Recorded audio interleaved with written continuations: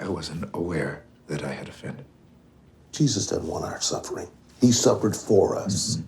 He wants our commitment and our obedience. Mm-hmm. And what of his creation? The heavens declare the glory of God. God is present everywhere, in every plant, every river, every tiny insect. The whole world is a manifestation of his holy presence. I think this is an issue where the church can lead, but they say nothing. The U.S. Congress still denies climate change. Where were we when these people were elected? And that's a clip from First Reformed. I'm delighted to say that its star Ethan Hawke is with us in the studio. Hello, Ethan. How are you, sir? I'm very well. Thanks for having me. Nice to see you looking healthy and chipper, as opposed to in your movie where you're looking increasingly. I do worry about you throughout the film. Anyway, in which you play the Reverend Toller. Tell us about this project. I should say, because you may well have forgotten, you came on the show last summer when you were promoting Maudie. And you said at the end that you had received the script for this film, and it was, to quote you, one of the 3 best scripts I've ever worked on. Mm-hmm. So pick up the story from there. Well, there's very few people that are famous screenwriters. Really, I mean, there's a lot of famous directors, but Paul Schrader is a really great writer who's really made a name for himself as a screenwriter. And from the time he burst on the scene with Taxi Driver, and when I first picked this up, the screenplay for First Reformed, it was just different than, I mean, I think a lot of screenplays feel more like plans for a party, and they're operating inside the director's head, and that's fine. You can make good movies that way. But Paul is an author. He cares about the shape and mood and tone of every gesture of the movie. And it's really exciting to be around and be near. It's strange to say, but I think because my generation grew up watching movies, everybody thinks they're an expert on movies. And Paul Schrader actually is an expert on movies. He hasn't seen a couple Bergman pictures. He's seen them all and written about them all. And he's seen every Bresson movie and written about them, and every Fassbinder movie and written about them. And he understands how to carve a movie, how to shape it, how to move energy, how not to move energy. So therefore, he also understands the nature of what a performer does inside of a movie. And I think because I've been acting for so long now, it's really fun for me to be on set with somebody in their 70s who has a tremendous amount of experience. So you get the script and you get all of that. So before we take it any further and unpack it just a bit, just explain your character and the nature of the church and the nature of the conflict that you're going through. All right. Well, my character's named Reverend Toller, and one of the things that struck me right off the bat was how rare it is to see in a movie a person who's dedicated their life to religion depicted 3-dimensionally, fully, richly. They're not evil. They're not dodo-brained. They're either usually played comic or malevolent. And this is a very serious person who's in a crisis. He's lost his son. He was a military chaplain, and he encouraged his son to join the war, and his son died, and his wife left him over it. And the movie begins, and you're finding him putting himself back together in this small parish that is mostly known as a tourist stop. It's a tiny community, but it did used to be part of the Underground Railroad, which is really relevant only because there's a young couple that is seeking help because there's a young couple expecting a baby, and the father-to-be is in his own crisis because he doesn't want to bring a child into this world when the planet is on fire. He's like an eco-activist, I guess you could say. Yeah, you could say that. At first glance, you start to see him as kind of a radical. And then that's what I think is so relevant about the Underground Railroad that sits beneath this whole movie is what will be perceived as radical 100 years from now.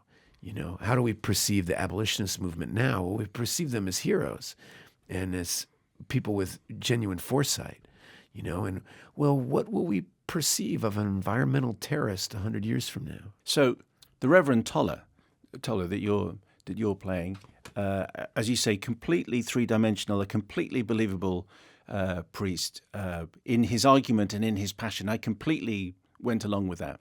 And you're right that often believers and holy people are portrayed as crazy people or idiots or whatever. you are very still on the surface. You're very you're very controlled, but there is a raging kind of torment going on underneath, which we get hints at. Just explain a little bit about what's going on. Sometimes I think as a result of meeting this eco-activist, because you kind of pick up some of his mantle. Yeah, I think that his activism is igniting with my sense of loss and depression. And it's almost like a virus that I catch. I'm not sure if my character is a sincere activist at the end of the film, or if activism is giving voice to his sense of despair and loss. And he's desperate to make sense out of this world. I mean, I think that's something that a lot of us can relate to. I mean, where is our leadership? Where are the grown-ups? We know, I have a line in the movie, we know who speaks for big business, but who speaks for the more gentle among us? And most of us want to be better stewards of the land, of the earth we've been given. Most of us want our children to enjoy the same air and water that we've enjoyed. But why is our leadership making it so difficult for us to be our best self? And this can become oppressive, or it can light a fire underneath you. And this fire gets lit underneath Reverend Toller. And also firing beneath the Reverend Toller, if this is the right phrase, is the co-star who the eco-activist is married to, Amanda Seyfried. Yeah. Is it significant that she's called Mary? I think everything in this movie is significant in that she's certainly a symbol of hope. She's pregnant. We were lucky enough that Amanda actually was pregnant. And it actually is strange to say, but, movies do have subconscious. As you make these things and put them into the world, there was something very beautiful about Amanda talking about the future and her child, knowing that their child was in the room. There's a baby here. And as much despair as there is in the world, there's also this unbelievable hope that comes all the time, and this unbelievable beauty all around us. And they're both true. The world is oppressive, and the planet is on fire, and there's much to be despairing about, and then there's much to love. A couple of comments. Obviously, we don't want to talk too much about what happens in the later stages of the film. I did feel that the film clung to me, in fact, and still, really, that there is something about your movie and the way you play, you and the cast, and I'm not quite sure what it is. When I was recalling it this morning, I was recalling it as a black and white film. The images in my head are black and white. Isn't that awesome? I would ask Paul about the ending of the movie when we were working on it, and he would say that a good film begins as you walk out of the theater, meaning that the movie should really function like the ringing of a bell.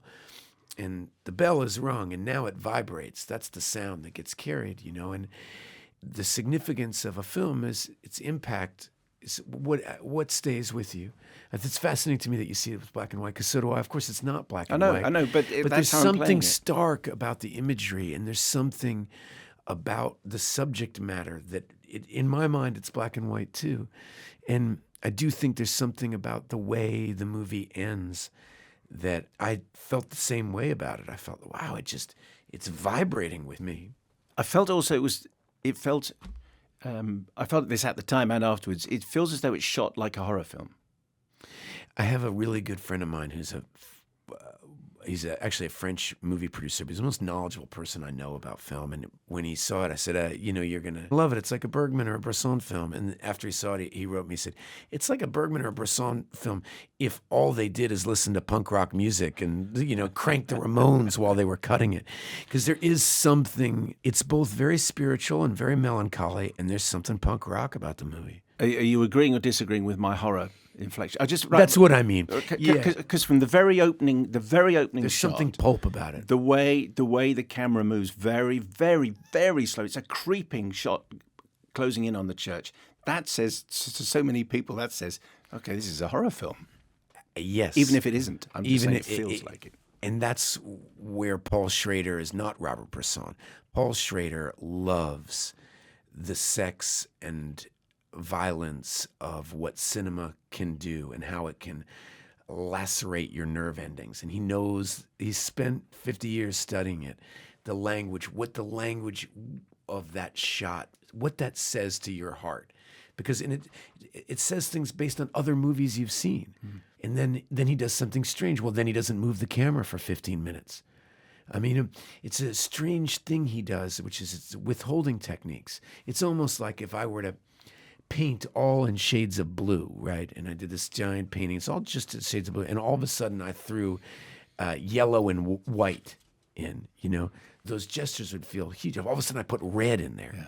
And if you use red all the time, it ceases to have meaning. But he understands the language of cinema in such a way that he moves the camera. There's a close-up. There's no close-ups in the movie. And then all of a sudden there is.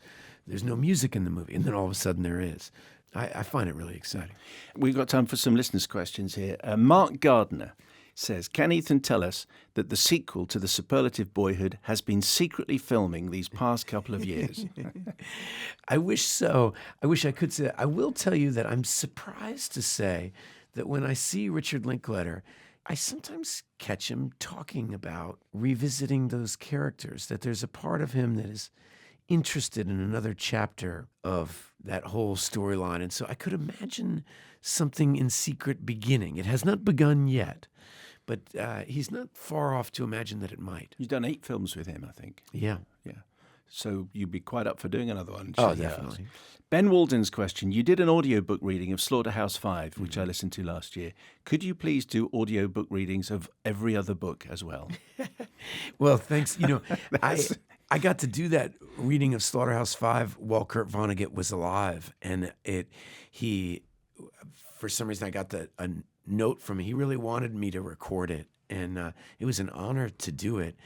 And you learn a lot about a book when you read the whole thing out loud. And man, Vonnegut is, I have to say, I think about Kurt Vonnegut all the time. As I watch the news, sometimes I feel, past year and a half, feel like a Vonnegut novel when I watch the news. And I see some of the ridiculous things that come out of people's mouths. And I feel like Kurt Vonnegut made this up. This isn't really happening. He's a prophet. Yeah.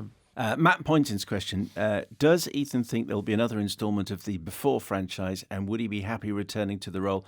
Absolutely loads of people are asking the same question. I'm sure you get it. Yeah, so Before Sunrise, Before Sunset, Before Midnight, I would be surprised if we never revisited those characters, and I would be surprised if we did it anytime soon. I have a feeling that they will be revisited, but it will I love those movies. Those movies are really dear to my heart, and the idea of making a bad one or a superfluous one would be very disappointing to me. Those movies happened because Rick and Julie and I all were thinking the same thought, and they kind of came out of us. And when that happens again, we'll write another movie together. And what do we get from you next after this? Is it Blaze, which you've written and directed? Mm-hmm. It's a movie about it's kind of, I call it a country western opera, kind of used the songs of Blaze Foley, who was kind of a forgotten, not forgotten, he was never known, singer-songwriter of the Texas, I call him the snuffleupagus of the outlaw country western music scene. I don't know if you remember, but did they have Sesame Street here? Yes, of course. Yeah, well, so Big Bird had a friend that nobody else could see called Snuffleupagus. And in a lot of ways, Townes Van Zandt was the greatest. Okay. Townes was the greatest American poet of the last 50 years. I was convinced of that by Steve Earle, who came on the show and sang songs to me. So. Yeah, wow, would be lucky you. But Blaze and Townes were friends, and so Townes was Big Bird and Blaze was Snuffleupagus. Okay, all right. So this is what your next movie is? Yes. Okay, well, we look forward to that. Ethan Hawke, thank you so much for coming in. Thanks for having me.